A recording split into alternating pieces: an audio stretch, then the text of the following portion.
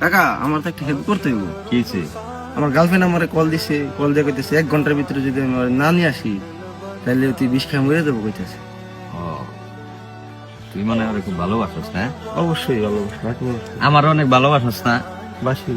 1 ঘন্টা বা এই যে আমি তোর কিছু কথা ঘুম, এই কথাটি শোনার পর মনে হয় তোর এই ভালোবাসাটা থাকবো না আমার প্রতি। কি একটা শুনবি কথাটি? বলো তুমি। তুই কি করস? বেকার বাপের টাকা। বেকার?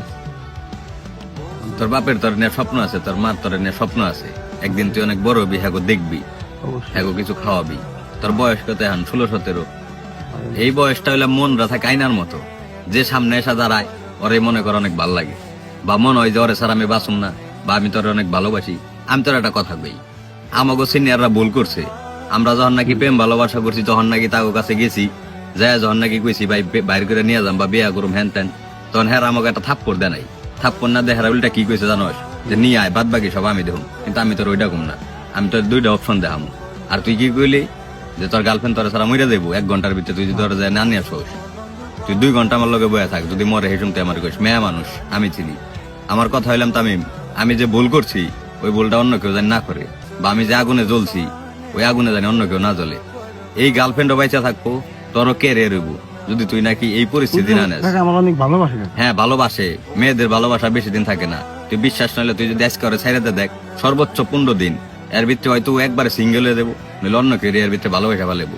বা কিছুদিন পর ওর বাপ মাই যখন নাকি কেউ লগে বিয়া দিয়ে দিব, তখন বিয়া বসে একবারে সুখ শান্তিতে বসবাস করবো। তুই বুঝতে পারবি না যে তুই ওর জীবনে কোনদিন ছিলি বা ছিলি, এরকম কোনো চিন্তা ভাবনাই থাকবো না ওর ভিতরে। এটা হলো মেয়ে মানুষ। অভাব যখন মনে কর দে তোর দরজায় এসে দাঁড়াইবো, তখন তামিম ওই ভালোবাসা থাকবো না। কারণ এখন হইলাম তোরা দুইজনে বাপের টেয়া খাইতেছ, তোরা অভাব বা সংসার কোনো কিছু তোরা বুঝতেছস না। যখন নাকি তুই আরে বিয়া করে বাসায় নিয়ে আবি, তখন কিন্তু সব দায় দায়িত্ব তোর নিতে হইব। তুই এই সময় কি করবি? সর্বোচ্চ তোর রাজমিস্ত্রির কাম করতে হইব। রাজমিস্ত্রির কাম করে কয় টাকা কামাবি? সর্বোচ্চ 450, 500, 600 টাকা দেয় আজকাল কি হয়? কিছুই হয় না। তোর বোর জামা কাপড় লাগবো, এটা ফেসিয়াল করার লিগে এটা কিছু লাগবো, তোর একটা জিনিস ঘুরতে মন চাইবো, ঠিক তখন কি হয়ে দাঁড়াইবো জানোস? তখন তোর বউ মনে করে অনুভব করবো যে আল্লাহ ওর সাথে আইসা মনে হয় আমার ভুলই হইলো, বা আমি যদি আর 4-5 বছর পরে বিয়ে বসতাম তাহলে মনে হয় আমি একটু ভালো জায়গায় যেতে পারতাম। এদিক দিয়ে কিন্তু তোর কেরিয়ার শেষ। বাই চান্স, আল্লাহ না করুক, বাই চান্স যদি তোর বউ তোর ছেড়ে চলে যায়, তখন কিন্তু তোর ইকুলো গেল, তোর লেখাপড়াও গেল, তোর মনে করে যে কর্মজীবনটাও চলে গেল, আবার তুই তোর বাপ মার কাছেও গেল। কি দরকার? বাদ দে না, একটা মেয়ের লিগে তুই এত কিছু জীবন থেকে এত আনন্দ ফুর্তি ছেড়ে দিবি কেন?